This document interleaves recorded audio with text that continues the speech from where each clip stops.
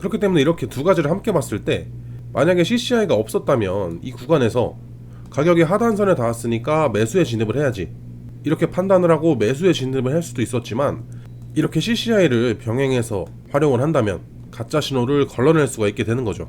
안녕하세요, 웨일즈 트레이딩입니다. 영상을 시청하시기 전에 구독과 좋아요 부탁드리고, 해외 증권사를 사용하시면 나스닥 한 계약 기준 140만원, 최소 증거금 0.01 계약 기준 14,000원부터 해외 선물 거래가 가능합니다. 자세한 내용은 댓글에 고객센터 혹은 더보기란의 셀프 계좌 개설 영상을 참조해 주시기 바랍니다. 안녕하세요, 웨일즈 트레이딩입니다. 오늘은 이전에 다뤘었던 켈트너 채널 영상에서 켈트너 채널과 CCI의 조합, 이 두 가지의 조합도 굉장히 잘 맞는다고 말씀을 드렸었는데, 그래서 오늘 준비를 해봤습니다. 이 켈트너 채널과 CCI를 결합해서 단타 매매를 할 때 추세를 거스르지 않으면서도, 그렇다고 해서 무작정 따라가지도 않는 아주 현실적인 매매 전략을 하나 소개해 보도록 하겠습니다. 이 전략의 핵심은 간단합니다. 가격이 변동성의 끝에 도달을 했는지, 그리고 그 움직임이 아직 힘이 있는지, 아니면 꺾일 타이밍인지, 이 두 가지를 동시에 확인하는 거예요. 먼저 켈트너 채널을 간단히 짚고 가자면, 켈트너 채널은 채널 중심선에 EMA를 사용을 하고, 상하단 밴드에는 ATR, 평균 진폭을 기준으로 만들어집니다. 그래서 볼린저 밴드보다 추세 구간에서 훨씬 안정적이고, 지금 가격이 과도하게 밀렸는지 정상 범위인지를 보기 좋습니다. 하지만 이렇게 채널 하단에 닿았다고 해서 무조건 반전이 나오는 건 아니에요. 강한 추세 속에서는 가격이 채널을 타고 이렇게 계속 하락을 할 수도 있습니다. 그렇기 때문에 여기에 CCI, 즉 모멘텀과 사이클을 보여주는 지표를 함께 사용을 하는 겁니다. CCI는 지금 가격이 평균 대비해서 얼만큼 과도한 상태인지, 그리고 그 힘이 아직 유지되고 있는지 아니면 꺾이고 있는지를 보여주는 지표예요. 그래서 오늘 준비한 전략은 추세 추종이 아니라 과도한 눌림 이후에 나오는 되돌림을, 반등을 공략하는 방식입니다. 자, 바로 본론으로 들어가서 먼저 매수 전략입니다. 자, 첫 번째 조건은 가격이 켈트너 채널 하단에 닿거나 살짝 이탈을 해야 됩니다. 이런 식으로, 즉 변동성 기준으로 충분히 눌린 상태여야 되는 거예요. 그리고 두 번째 조건은 CCI가 마이너스 100선 아래에 또는 마이너스 150까지 내려와 있는 상태여야 돼요. 이건 단순한 조정이 아니라 단기적으로 힘이 과도하게 빠졌다는 신호가 됩니다. 그렇기 때문에 여기 보면 켈트너 채널 하단선을 이탈을 했다고 하더라도 CCI가 무려 플러스 100선에 위치하고 있기 때문에 여긴 타점이 되지 않는 거예요. 그런데 이쪽을 보면 켈트너 채널 하단선을 이탈한 상태에서 CCI도 마이너스 100 아래에 있습니다. 이런 구간이 타점이 될 수 있는 겁니다.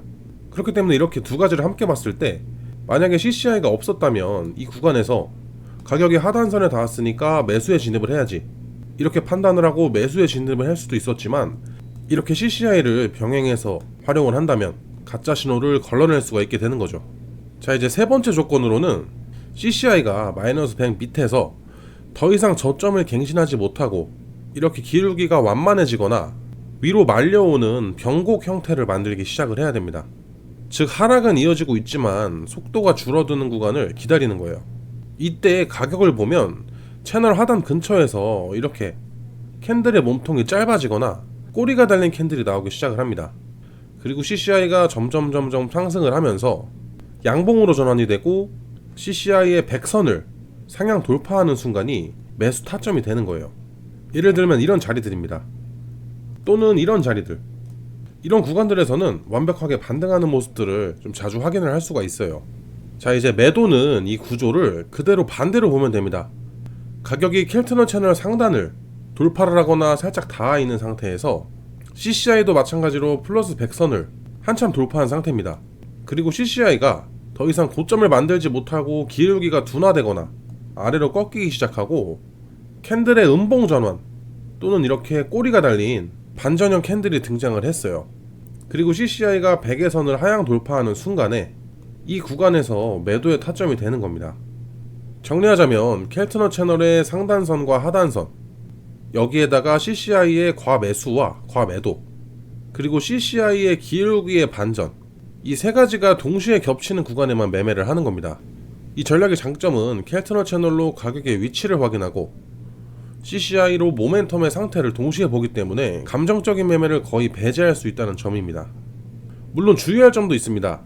이렇게 켈트너 채널이 급격하게 벌어지고 CCI가 이렇게 극단값에서 계속 유지가 되는 강한 추세의 초입에서는 이 전략이 맞지 않아요. 이럴 때는 반전 매매 자체를 쉬는 게 좋습니다. 손절은 단순하게 매수의 경우에는 직전 저점 이탈 시 손절을 해주시고, 매도의 경우에는 직전 고점 돌파 시 손절을 해주시면 됩니다. 욕심내서 버티지 않는 게 핵심이에요. 이 기준만 지켜도 리스크 관리는 충분합니다. 자, 오늘 소개해드린 켈트너 채널과 CCI 조합 전략은 단타나 스캘핑, 눌림 매매까지 폭넓게 활용할 수 있는 실전 전략입니다. 설명으로 이해하는 것보다 차트에 직접 올려보는 게 훨씬 중요해요.